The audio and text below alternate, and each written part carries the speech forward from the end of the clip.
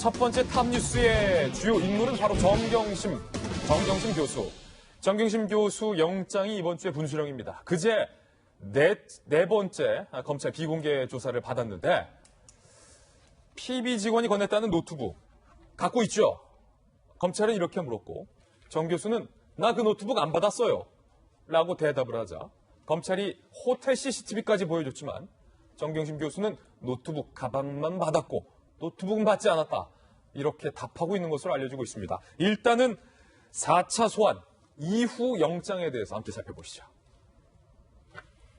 그제 정경심 교수 4차 비공개 소환 17시간 조사를 받았는데 조서 검토에 8시간이 걸렸다는 거예요.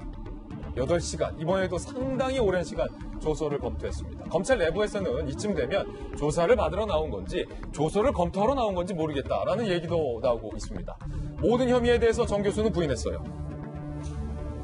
검찰은 정경심 교수가 조서 검토에만 이렇게 시간을 오래 쏟으니까 지금 물을 게 너무 많아서 한두 번 더 조사한 뒤 이번 주 안에는 영장 청구하겠다라고 밝히고 있습니다. 오늘 18일 정경심 사문서 위조 혐의에 대한 첫 재판도 한편으로 시작이 됩니다. 자, 먼저 김병현 박사님.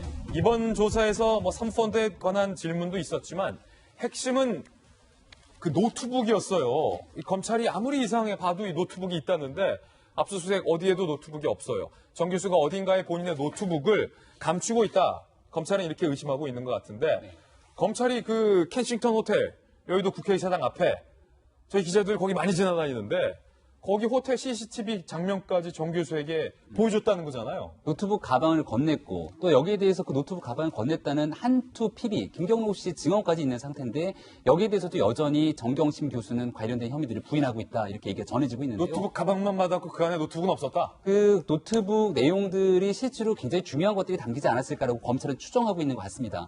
지금 보고 있는 상황처럼 저 가방 안에 이제 노트북이 있다라고 확인하고 있는 상황인데요. 동양대에서 PC랑 문서 뺄 때 같이 들고 나왔던 저 가방. 네, 이미 자택에 있는 컴퓨터의 하드디스크를 교체하면서 증거 인멸에 대한 시도를 했다. 검찰이 이렇게 보고 있는 건데요. 자, 지금 보시면요. 이게 가끔 좀 속주 좀 들여다봤으면 좋겠는데 모양새는 노트북 가방으로 보이고 뭔가 가방 안에 가득 차 있는 것 같아요. 그러니까 저 노트북을 실제로 동양대학교에서도 갖고 나왔다 이렇게 얘기가 나오고 있는 거지 않습니까?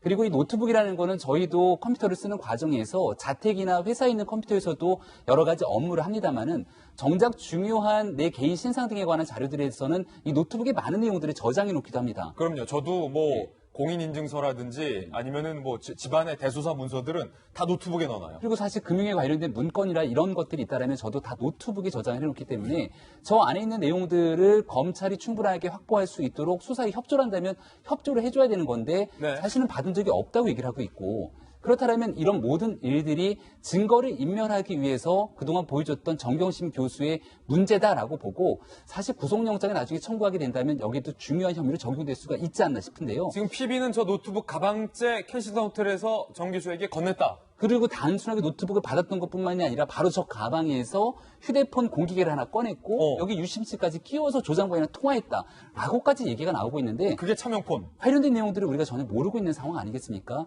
보통 통상 이런 경우라면 신속하게 구속영장을 청구하거나 아니면 휴대폰 등에 대한 여러 가지 압수수색 등이 이루어지게 될 텐데 그동안 조장관 가족에 대한 휴대폰 압수수색 그리고 계좌에 대한 영장 청구 이런 부분들이 또 기각됐다라고 번번이 법원에서 기각했잖아요. 전해지고 있으니까 이제는 검찰이 조사를 최종적으로 마무리하는 입장에서 정경심 교수의 신병에 대해서 구속영장 청구에 깊이 있는 고민이 필요할 수밖에 없다 이렇게 생각이 됩니다. 자, 이 변한봉 변호사님, 정경심 교수도 다른 한편으로 참 대단해요. 보통 검찰이 쭉 추궁하다가 노트북 받으셨죠?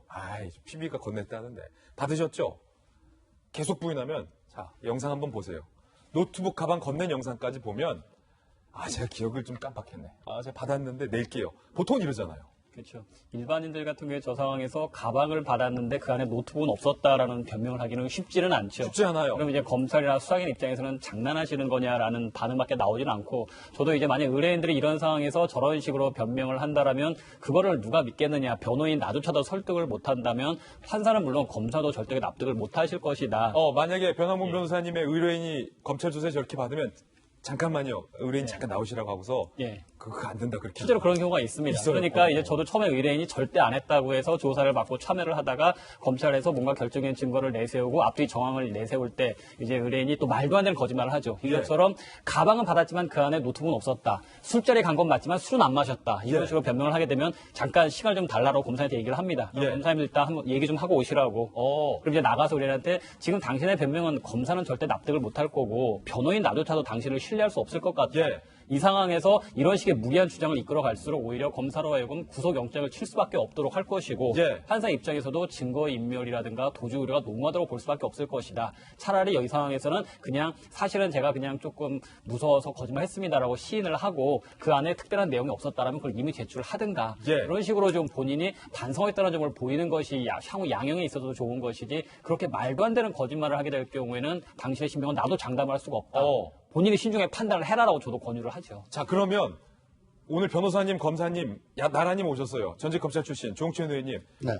검사하셨으니까 검사 입장으로 이렇게 조사하다가 노트북 가방은 받았는데 노트북은 없다. CCTV 화면까지 지금 다 확보한 상황이잖아요. 정 교수처럼 만약에 저렇게 답변한다면 검사 시각으로 볼 때는 좀 어떻습니까? 아니, 명백히 허위로 답변한다고 생각을 하겠죠. 아, 저건 거짓말이다. 아니, 노트북 가방만 CCTV에 담겼다면 모르겠는데, 김PB인가요? 김PB. 김PB가 그 노트북 그 가방 관련해서 자세한 정황을 얘기를 하고 있지 않습니까? 유심칩도 꺼내고 어떻게 보면 김PB는 정 교수보다는 훨씬 삼자적인 그런 입장일 건데, 삼자가 그렇게 수상하게 얘기를 했어요. 그리고 거기에 부합하는 물증, CCTV 영상이 나왔어요. 그러면 거기에 대해서는 김PB의 주장이 이런 더 진실에 부합한다고 생각을 하겠죠. 근데 당사자는 처음부터 그건 노트북이 아니고 노트북 가방이었다. 그 안에 딴 거 들어있었다라고 얘기를 하면 모르겠는데 뭐 계속 부인하다가 이제 가방 나오니까 그 안에 딴 거 들어있다라고 하면은 계속 말 바꿔가면서 허위의 진술을 하는 걸로 그렇게 생각할 수밖에 없을 겁니다. 조홍천 의원님, 그러면 지금 검찰이 정경심 교수를 조사할 수 있는 시간이 뭐 그렇게 마냥 길진 않을 것 같아요. 벌써 4번째 소환을 했잖아요. 검찰 입장에서 그러면 저 노트북 끝내 못 찾고 법원에 넘기는 겁니까? 지금 4차례에 걸쳐가지고 조사를 하긴 했습니다만은 조서 검토 시간이 너무 길고 조사 시간은 상대적으로 그렇게 길지 않은 걸로 보여집니다.